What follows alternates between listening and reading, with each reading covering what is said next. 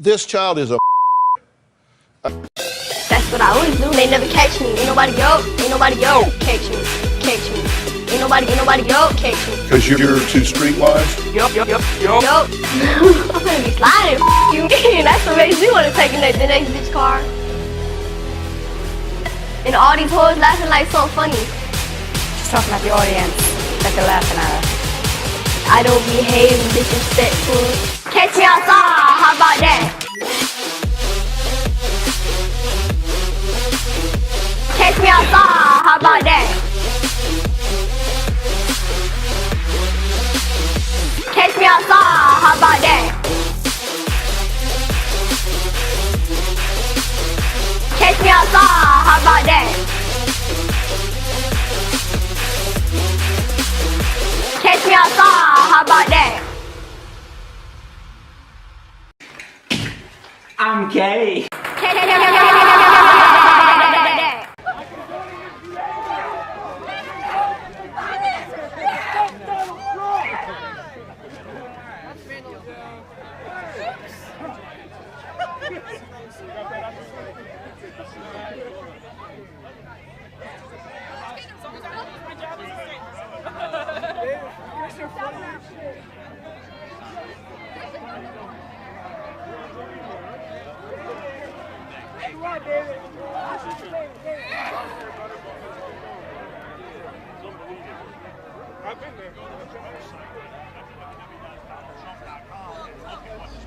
Do you support Trump?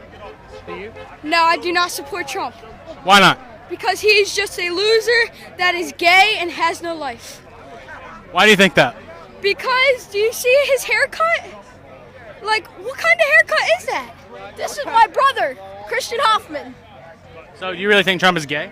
I really do. I really do. What proof do you have of that? I don't have no proof, but just look at his face. He says his parents gave him a small loan of $1 million. Do you think that's small? I don't think that's very small. How old are you? I am 10. How old are you? I'm 27. Okay. So, hey, do your parents support Trump? No, they do not. Who do they support? I'm not sure. Who do you support? I support, what's his name? I forget his name. Or her name. Yeah, Bernie. Do you support Bernie or Hillary? Bernie. Why do you support Bernie? Because I think he's just a good guy. But why do you think he's a good guy? Because, what? Okay, well, hey, why did you tear the signs up? Because Trump is a loser that he is trying to make everybody their race. I gotta go. What he said. He has Feel the burn. Are you watching this alone?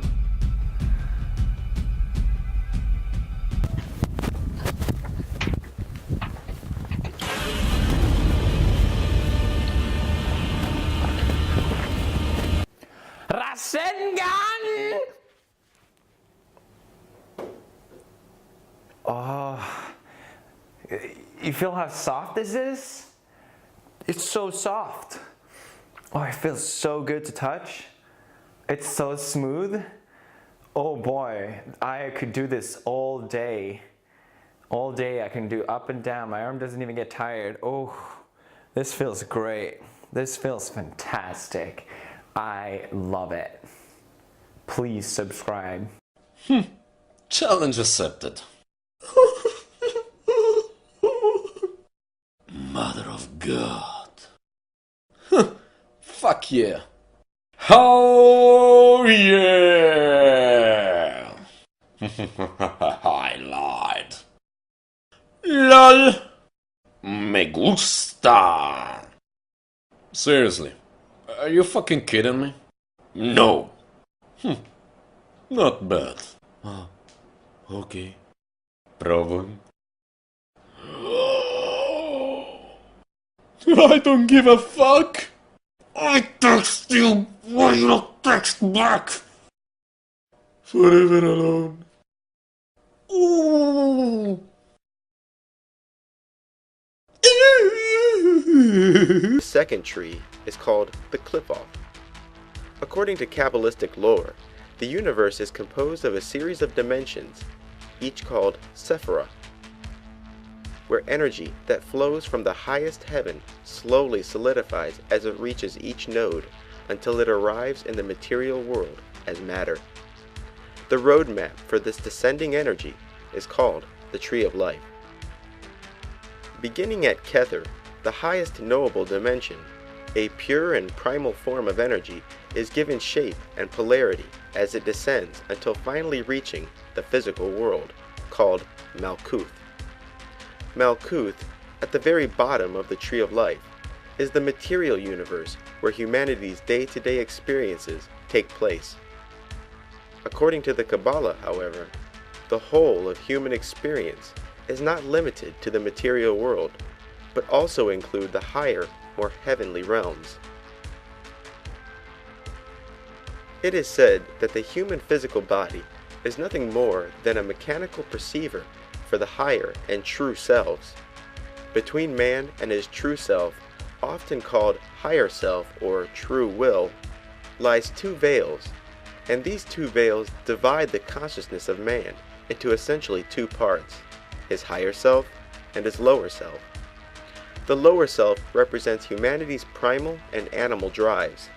It is here where man's ego and lusts can be found. Above the lower self can be found the higher self, and this higher self, which is often called one's guardian angel, represents man's divine nature. The whole situation can be likened to a video game. When playing a video game, two copies of oneself are brought into existence. The first copy is the true you, your true self, the one sitting in a chair with controller in hand. The second copy, your lower self, often called your lower will or ego, is the one inside the video game, jumping, shooting, and ducking inside the 3D computer-generated world. The video game version of yourself is nothing more than a perceiver for your true self, whose flesh cannot exist inside the electronic confines of a computer game. There is, however, another tree in the Kabbalistic garden, the Qliphoth. The Qliphoth, sometimes called the Tree of Knowledge of Good and Evil by modern occultists, is an underworld of demons. The Qliphoth is said to be identical to the Tree of Life, where it exists below Malkuth. This infernal tree is said to be ruled by the fallen angel Samael, who is the Kabbalistic equivalent to Satan from the Bible. It is the Tree of Life, along with its counterpart, the Qliphoth, that is the origin of the concept of 7 hells and 7 heavens. Below the tree, proceeding from Malkuth, is the Tree of Knowledge of Good and Evil, which is between the Tree of Life and the world, or Asaya, or shells, represented by the coiled-up dragon with 7 heads and 10 horns, being the 7 infernal palaces and the 10 Averse Sephiroth. Occultists claim that just as man has a divine copy of himself, called the guardian angel, who exists in the higher realms of the Tree of Life, he also has an infernal copy of himself, called the guardian demon. Expectedly, this so-called guardian demon takes residence in the Tree of Knowledge of Good and Evil. Both guardian angels and guardian demons are called tutelary spirits, which are spirits assigned to a human at birth. Muslims, similar to occultists, also believe that each human is assigned an angel and a demon at birth. A large part of occult practice involves contacting or uniting with one's tutelary spirit. The most common operation is often called knowledge and conversation with the holy guardian angel. Coming into contact with one's guardian angel is not only one of the occult's highest achievements, but a necessary step in gaining mastery over magic itself. After a series of rituals designed to help the spirit slowly climb the Tree of Life, you will finally come into contact with the true you that exists in the heavenly realms. After achieving unity with one's tutelary spirit, the magician not only experiences ever-increasing psychic and intellectual ability, but most importantly, true illumination. Yoga, which literally means unity, is based on similar principles of connecting to one's ultimate divine form. This process of using magic to increase one's psychic and intellectual powers is called psychic development and has long been known as alchemy. Initiation is another term often used to describe spiritual development. In movies like The Last Airbender, the Christ child is learning to master new powers as he gains mastery over the 4 magical elements: air, water, earth, and fire. The movie also contains the 4 nations of elementals acknowledged by all occultists.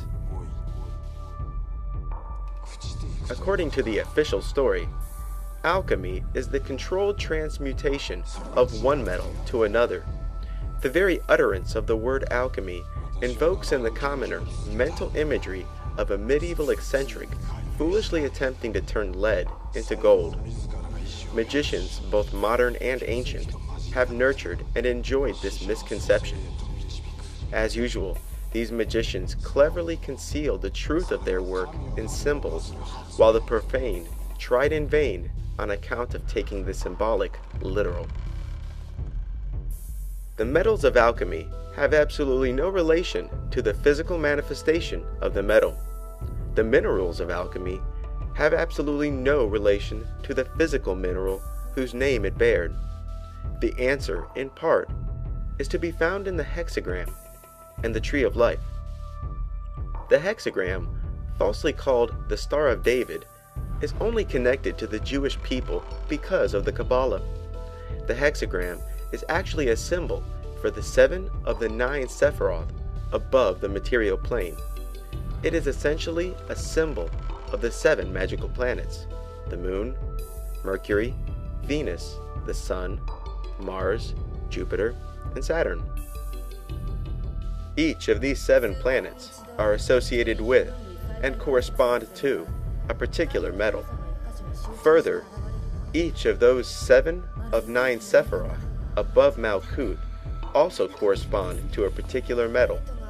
With this in mind, the hexagram and all of its correspondences can be nearly superimposed on the Tree of Life, with only the sphere of Binah, which represents Saturn, ruining the perfect superimposition. Similar to how the fruit from the Tree of Life can increase one's power, so too can fruit from the Tree of Knowledge of Good and Evil, because it is the realm of demons, including your own demon.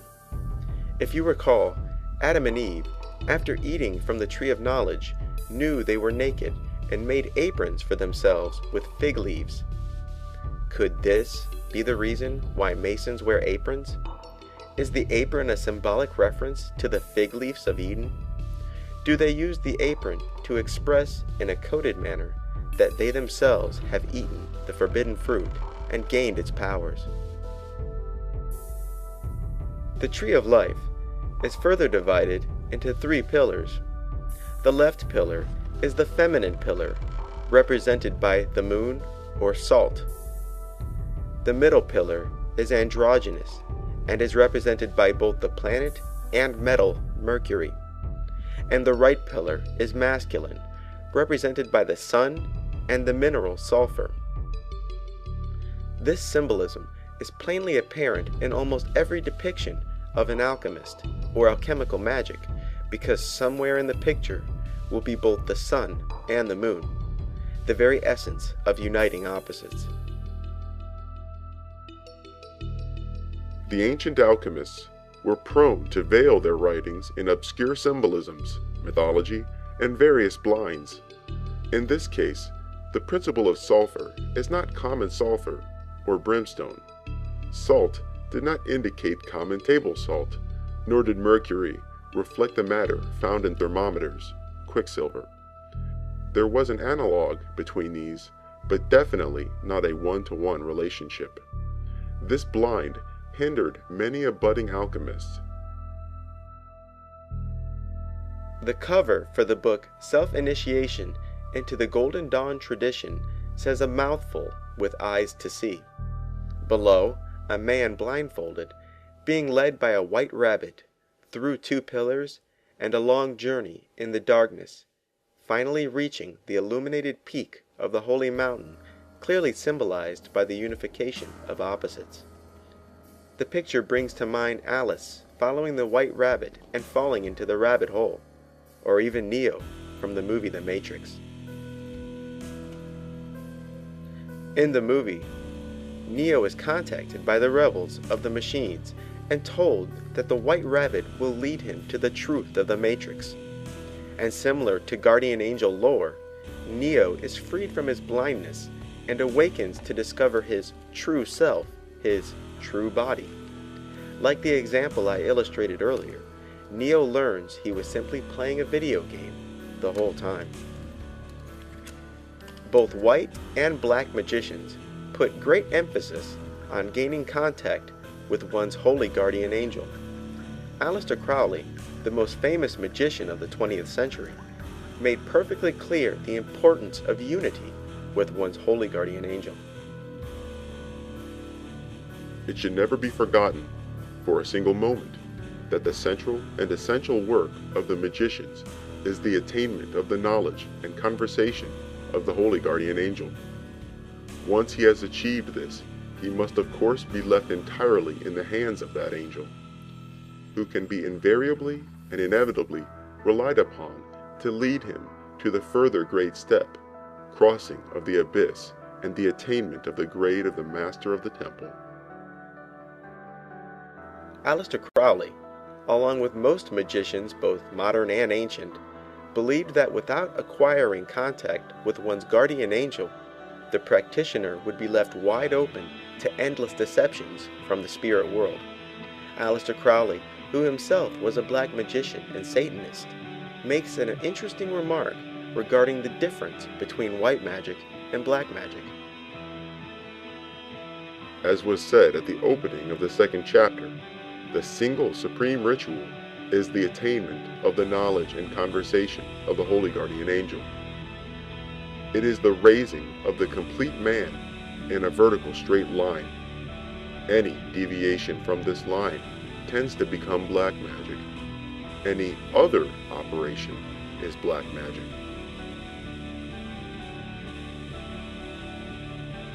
Most black magicians revel in muddying the lines between right and wrong, white magic and black magic. Even white magicians claim that the difference between white magic and black magic is solely based on the intention of the practitioner. But Aleister Crowley, in his book Magic in Theory and Practice, makes a rather all-encompassing statement regarding the line between. Here, he suggests that any magic, regardless of intention or desired outcome, is black magic if it is not in pursuit of attaining knowledge of one's guardian angel. Case closed. According to Crowley's definition, even the most benign love spells are classified as black magic. It is indeed interesting that Crowley's comment would parallel the edict given to man in the Garden of Eden, that the only thing that is truly permitted is eating from the tree of life. The movie Gamer depicts in a subtle way contact with one's true self. In the movie, real humans who are strictly confined to a gaming environment are puppeted by other people who exist outside the gaming environment. During the movie, the puppet and the puppeteer finally have a direct conversation.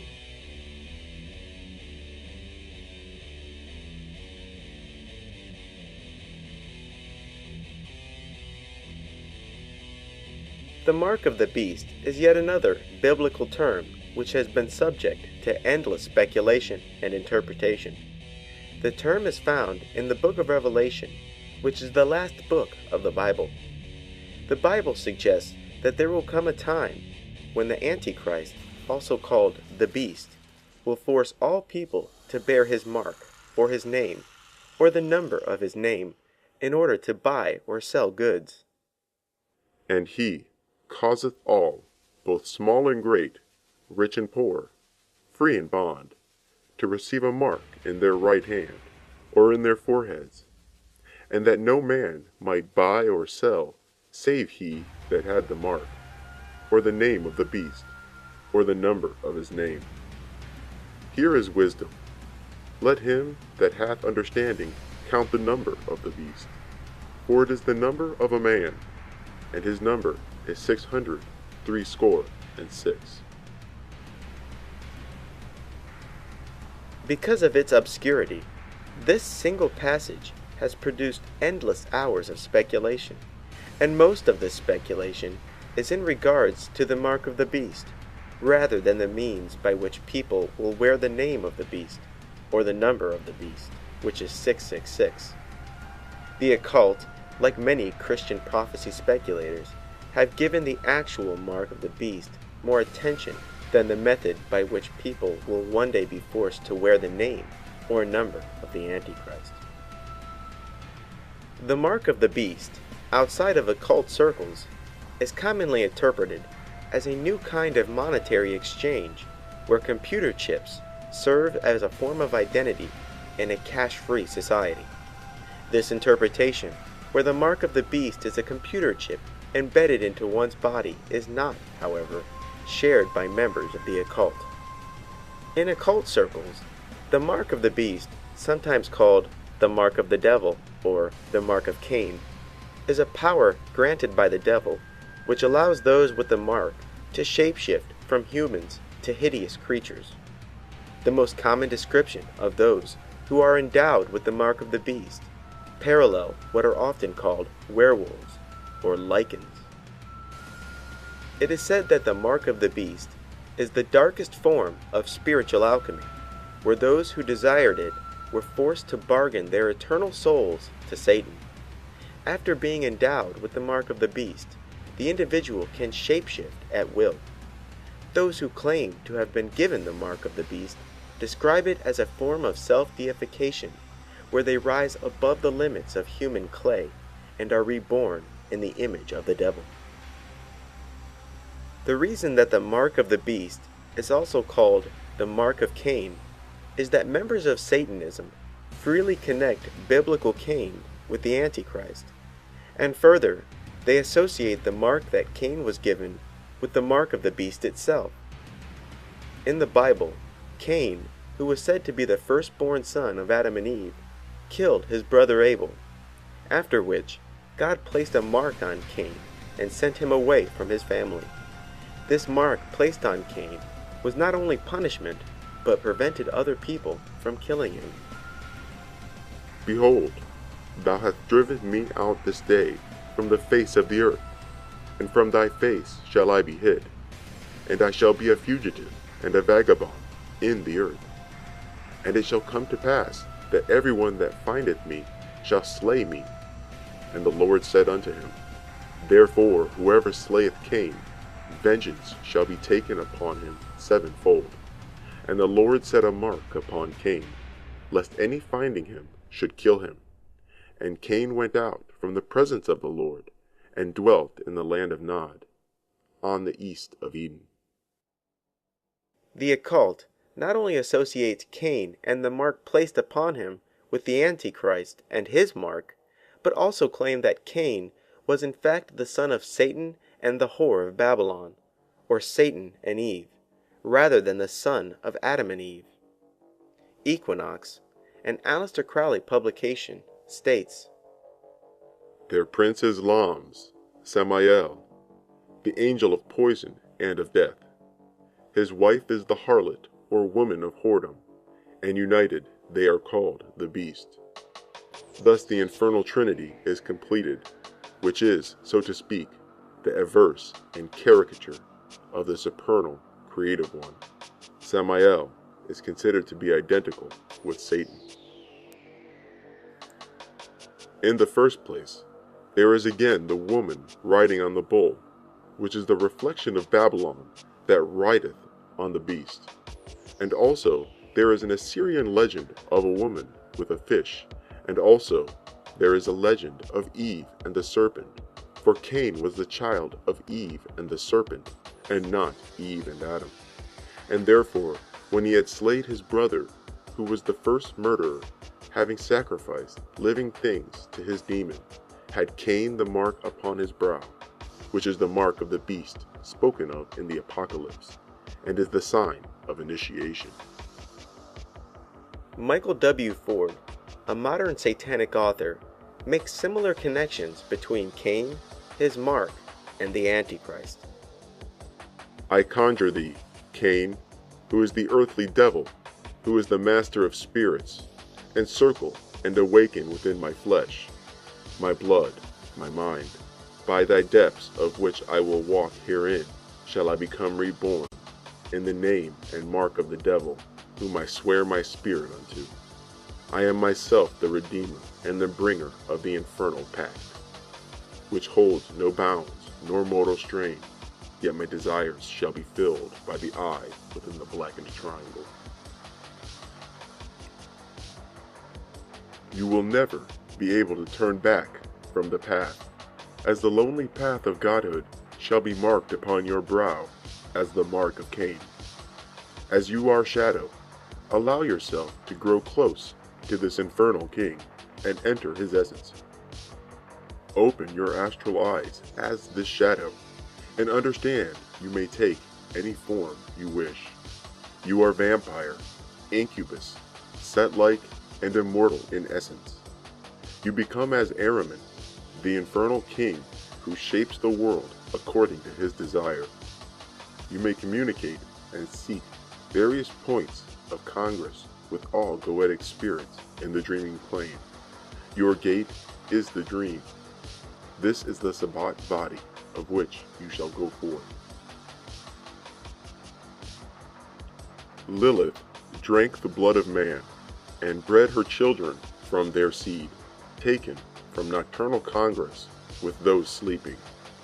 Desert travelers were drained of life, and their children were given to her vampiric children to grow strong. Lilith opened the gates of Arazura, called the secret place, and the great shadow Ahriman came before me. I took the mark of the beast, and Lilith's mark, being the bloodied coal. Lilith taught me the arts of the vampire, and prepared my spirit and flesh to walk between the world. The true mark of Ahriman was given, and I passed between the light to the shadows. Upon waking in the sand, I could face again the sun, yet see equally as well in moonlight. I mark myself with the kiss of the devil, that I may transform in spirit unto the phantom shade of night. I shall become the wolf. The spirit takes the form that it so desires at the moment, joins with familiars and other demonic forms, and goes forth to a place which centralizes the imagination in an infernal sense. The devil is by this standard a mirror of the liberated mind, awaiting confirmation of self-belief and the desire to becoming something else. Remember, throughout history, the devil has always been a shapeshifter. No common form may stay for too long. Cain is the first sorcerer and shapeshifter who drifted from his tribe to become as God. He in turn was taught witchcraft and sorcery deeper by his spiritual mother, Lilith. It was soon after that Cain would wander the earth forever in spirit form, through the blood and psyche of his initiates, and manifest through their deeds and work. The touch of Azazel brings a fire to the clay, which then allows that genius to shape his flesh in dream and waking according to his desire. The Necronomicon, a book commonly thought of as the fictional tales of H.P. Lovecraft, also contain a reference to the shapeshifters who bear the mark of the beast. Know, fifthly, that the worshippers of Tiamat are abroad in the world, and will give fight to the magician. Lo, they have worshipped the serpent from ancient times, and have always been with us. And they are to be known by their seeming human appearance, which has the mark of the beast upon them, as they change easily into the shapes of animals, and haunt the nights of men, and by their odor, which comes of burning incenses unlawful to the worship of the Elder One. Even if you believe the Necronomicon to be complete fiction, what is important here is the context by which the reference to the mark of the beast was used. Repeatedly is the term used to describe Satan worshippers who have the appearance of being human, but in fact can shapeshift into the forms of animals. In the movie Nightbreed, the main character becomes obsessed with a hidden community of shapeshifters that live underground, beneath a cemetery.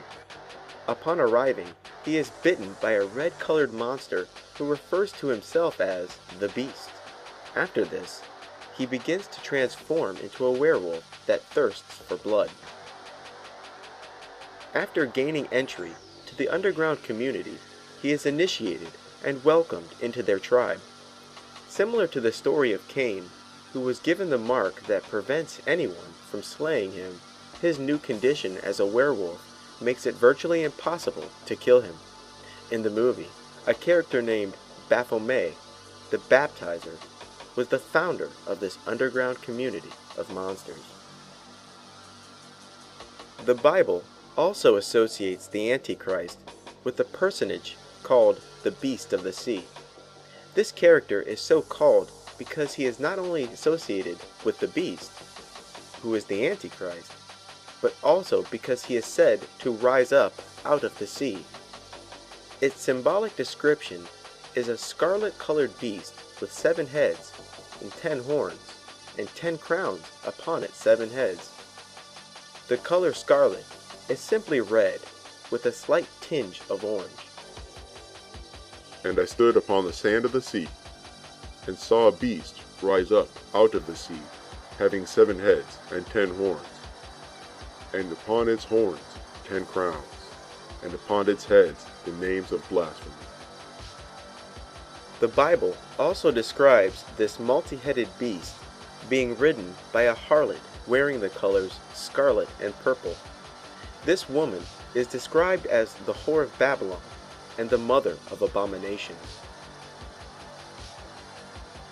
So he carried me away in the spirit into the wilderness, and I saw a woman sit upon a scarlet-colored beast, full of names of blasphemy, having 7 heads and 10 horns. And the woman was arrayed in purple and scarlet color, and decked with gold and precious stones and pearls, having a golden cup in her hand, full of abomination and filthiness of her fornication.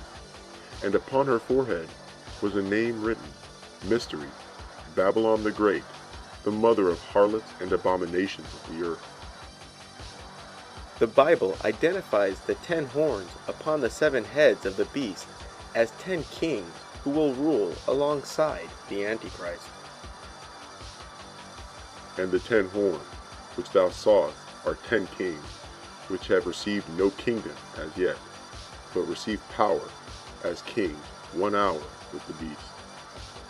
These have one mind, and shall give their power and strength unto the beast. One Bible passage suggests that the sea, quote-unquote, is nothing but symbolism for the bottomless pit. The bottomless pit, often referred to as the abyss, appears to be another place or dimension where the beast and the multitude of demons reside. Beast that thou sawest was and is not, and shall ascend out of the bottomless pit, and go into perdition. And they that dwell on the earth shall wonder, whose names are not written in the book of life from the foundation of the world, when they behold the beast that was, and is not, and yet is. Another Bible passage implies that, quote-unquote, the waters is symbolism for the many nations. And he saith unto me, The waters which thou sawest, where the horse sitteth, are peoples and multitudes and nations and tongues. The beliefs of many in the occult coincide closer with the first interpretation of the sea. In the occult, the beast with 7 heads and 10 horns represent the Qliphoth, or the tree of knowledge of good and evil, where the 7 heads represent the 7 hells, and the 10 horns representing the 10 rulers of the underworld. On the tree of life lies a region called the Abyss, and is often called the 11th unofficial Sephiroth, called Da'at. If you recall, the tree of knowledge of good and evil, the Qliphoth, was identical to and below the tree of life. This alternate tree is commonly referred to as an averse tree of life, averse meaning hostile, against, and opposite. Tempted by the fruit of the tree of knowledge, stooped down to the Qliphoth. The columns were unsupported, and the Sephirotic scheme was shattered, and with it fell Adam, the Mycoprosopus. Then arose the great dragon with 7 heads and 10 horns, cutting by his folds Malkuth from the Sephiroth, and linking it to the kingdom of the shells. The 7 lower Sephiroth were cut off from the 3 supernals in Da'at. The floor is black, having upon it also a triangle enclosed with the heptagram, bearing the titles of the averse and evil Sephiroth, as shown by the great red dragon with 7 heads. Let's return to Israel Regardie, a knowledgeable magician and prolific occult author, regarding his interpretation of the tree of knowledge of good and evil, and the beast with 7 heads. Below the tree, proceeding from Malkuth, is the tree of knowledge of good and evil, which is between the tree of life and the world of Asaya or shells, represented by the coiled-up dragon with 7 heads and 10 horns, being the 7 infernal palaces and the 10 averse Sephiroth. The great goddess Eve, tempted by the fruits of the tree of knowledge, whose branches tend upwards to the 7 lower Sephiroth, but also downwards to the kingdom of shells, reached down to them, and the 2 pillars were left unsupported. Then the Sephirotic tree was shattered. She fell, and with her fell the great Adam. And the great red dragon arose with his 7 heads and 10 horns, and Eden was desolated. And the folds of the dragon enclosed Malkuth, and linked it to the kingdom of shells. And the heads of the dragon rose, and the 7 lower Sephiroth, even up to Da'at, at the feet of Alma Elohim. Before you are the 10 averse and evil Sephiroth of the Qliphotic or shells, collected into 7 palaces, wherein the apocalyptic mystery of the 7 heads and 10 horns.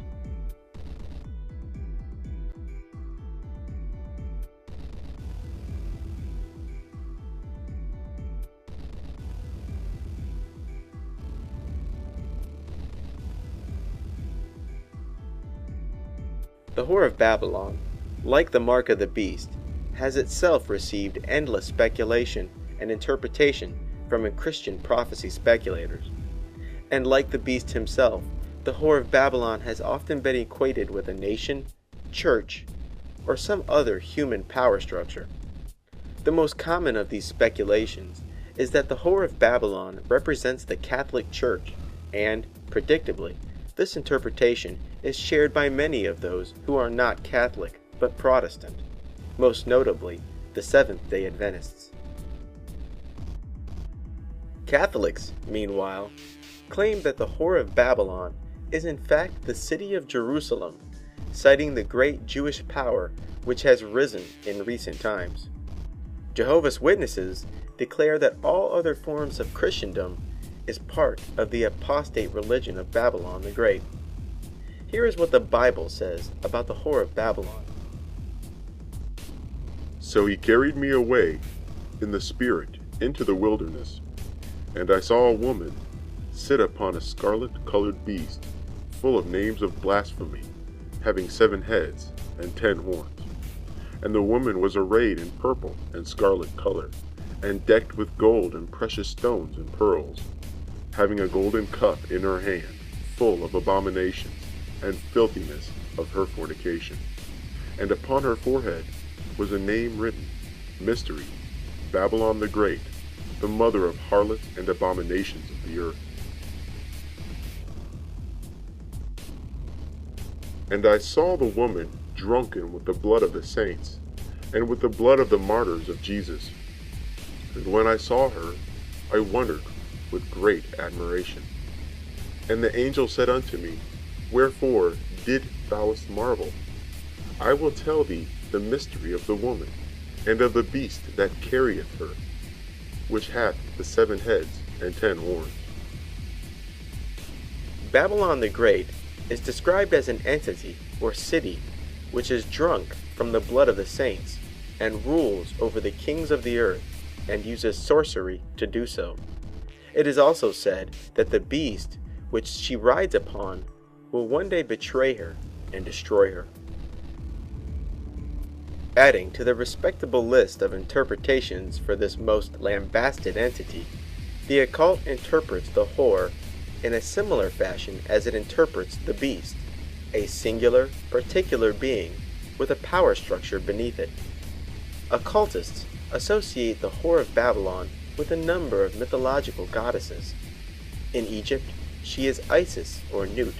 In Greece, she is Hecate or Astarte. In India, she is Kali.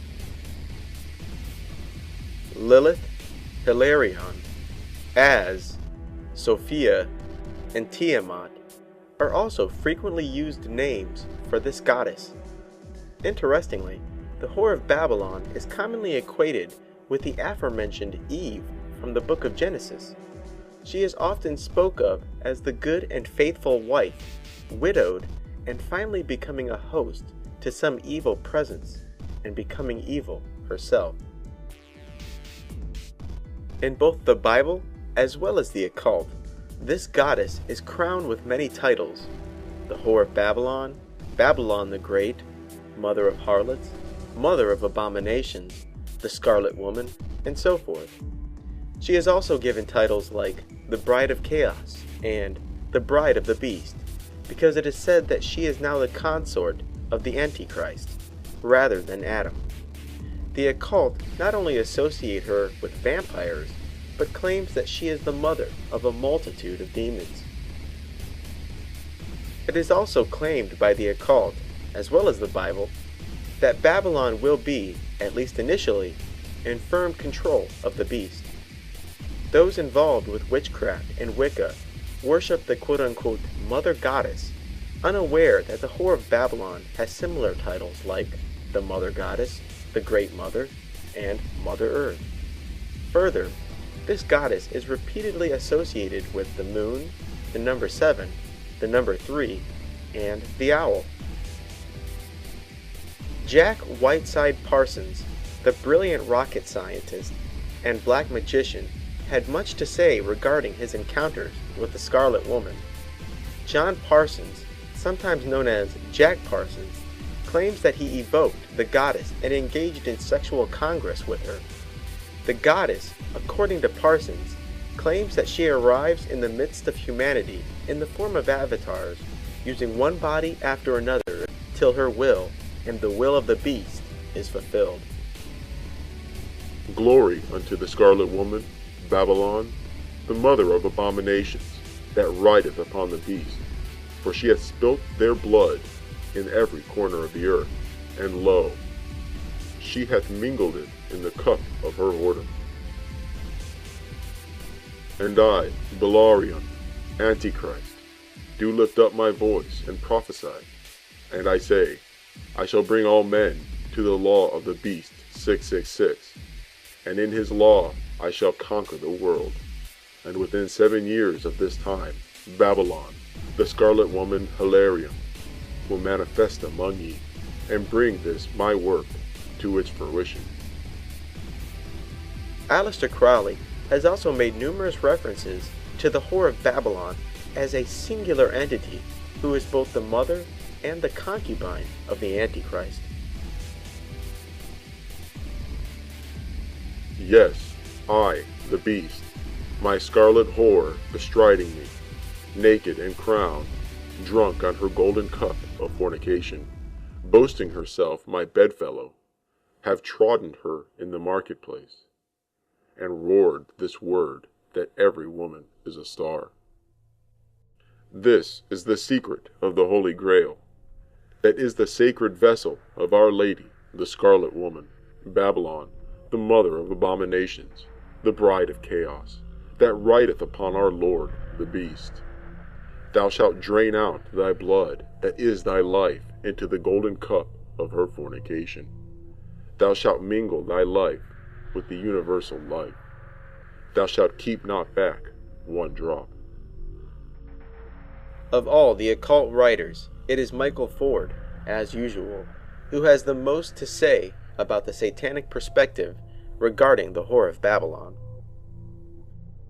Babylon is the Kabbalistically restored spelling of the biblical Babylon, the Great Whore. This goddess is in union with the beast 666 in the book of Revelation. Aleister Crowley restored this goddess to her aspect of holding the cup of her fornications, from which the blood of the saints dwelled. Those who traverse and persevere through the path of Thelema, or holy magic, might offer their blood to the great cup, opening themselves to the glory of Babylon.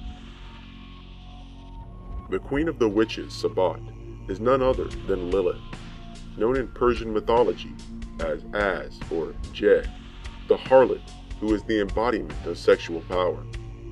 She is known through many cultures, Hebrew, Persian, and European as Hecate, the triple goddess of the crossroads, who is mother of death, shades, witchcraft, and necromancy. The ones who fell with Lucifer were taught sexual magic and procreation by Oz, Lilith, who resided near the Red Sea in caves. Az resided also in the blackest depths of hell. She instructed demons, monsters, and other Druze the art of sexual copulation and how to spawn demons. Az Lilith was the mother of succubi and incubi, demons who held sexual congress with humans and with their emissions spawned other shadow forms. Egyptian mythology, Greek mythology, the mythologies derived from ancient Mesopotamia, and of course the Bible are the primary traditions from which occultists tend to draw symbolism. As you can see, Satanists and occultists in general not only use biblical symbolism, but reinforce it with elaborate details and explanations. In fact, it is those involved with natural magic, like Wicca, that are most likely to disregard the biblical tradition, whereas white magicians and black magicians who practice ritual magic acknowledge the Bible as a viable source of practical information, debating only the Bible's philosophical principles. In this regard, can Christianity and Satanism be thought of as opposite sides of the same coin?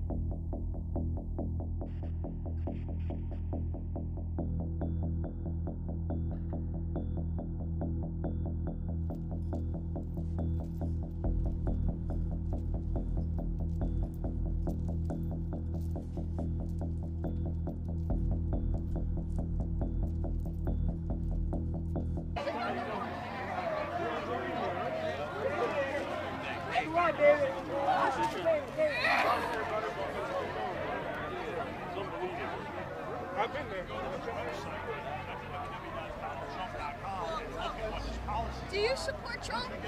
Do you? No, I do not support Trump. Why not? Because he's just a loser that is gay and has no life. Why do you think that? Because, do you see his haircut? Like, what kind of haircut is that? This is my brother, Christian Hoffman. So you really think Trump is gay? I really do. I really do. What proof do you have of that? I don't have no proof, but just look at his face. He says his parents gave him a small loan of $1 million. Do you think that's small? I don't think that's very small. How old are you? I am 10. How old are you? I'm 27. Okay. So, hey, do your parents support Trump? No, they do not. Who do they support? I'm not sure. Who do you support? I support, what's his name? I forget his name. Or her name. Yeah, Bernie. Do you support Bernie or Hillary? Bernie. Why do you support Bernie? Because I think he's just a good guy. But why do you think he's a good guy? Because, what? Okay, well, hey, why did you tear the signs up? Because Trump is a loser that he is trying to... It is said that the human physical body is nothing more than a mechanical perceiver for the higher and true selves. Between man and his true self, often called higher self or true will, lies two veils, and these two veils divide the consciousness of man into essentially two parts, his higher self and his lower self. The lower self represents humanity's primal and animal drives. It is here where man's ego and lusts can be found.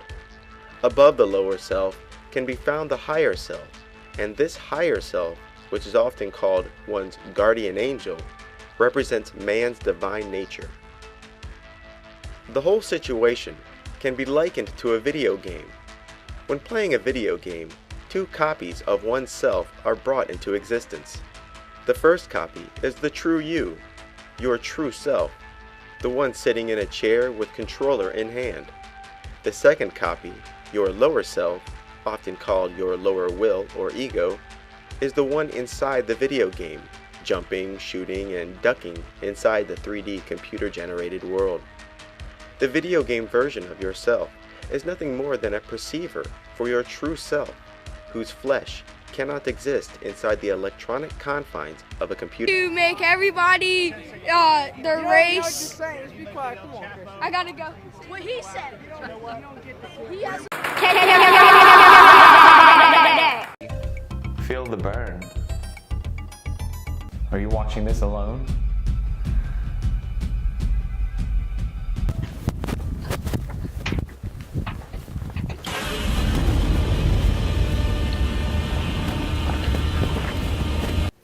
Rasengan!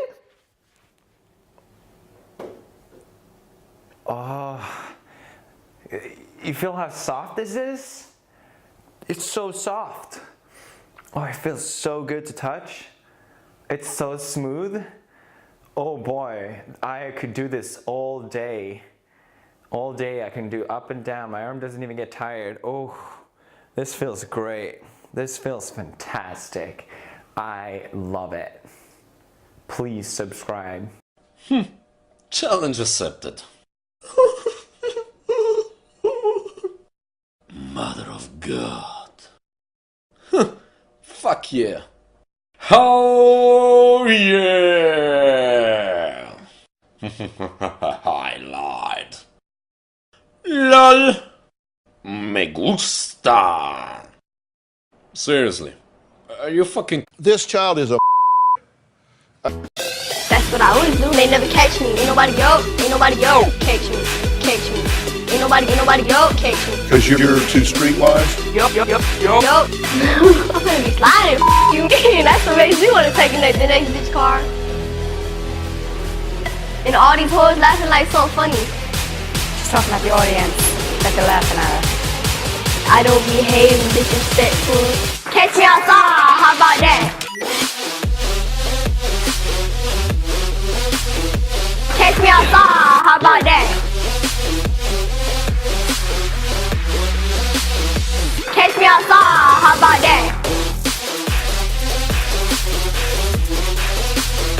Catch me outside. How about that? Catch me outside. How about that? I'm gay.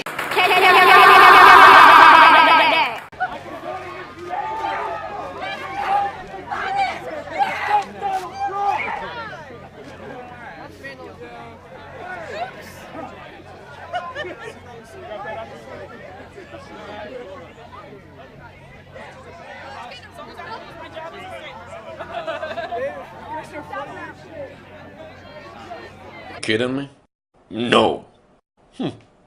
Not bad. Okay. Пробуем. I don't give a fuck.